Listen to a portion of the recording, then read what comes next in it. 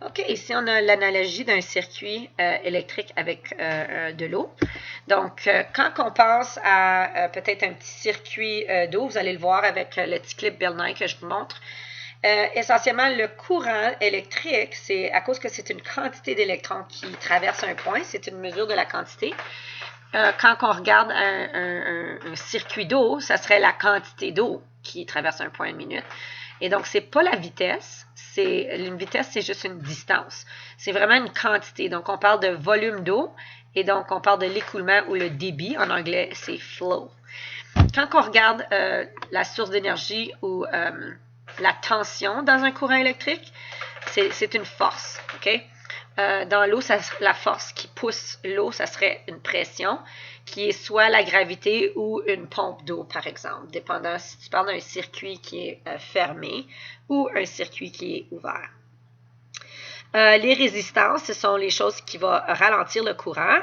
Et donc, une résistance peut être la charge. Dans ton courant électrique, ça peut être une ampoule, ça peut être un moteur.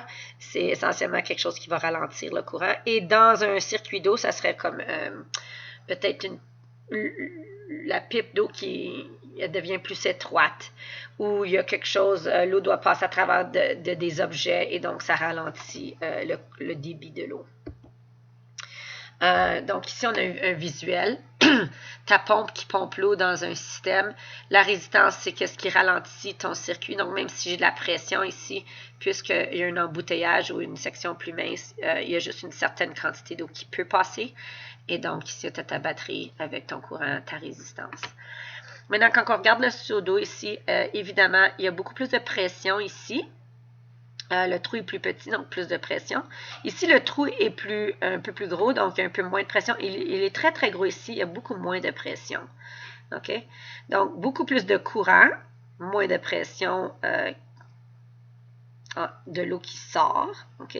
Puis ici, ben, c'est comme dans le milieu. Et ici, il y a beaucoup moins de courant parce que la quantité d'eau est plus petite qui sort. Même s'il y a un peu plus de pression, le montant d'eau va être plus petit. Okay? Le courant électrique est comme le débit de l'eau. Le voltage électrique est comme la pression de l'eau. OK?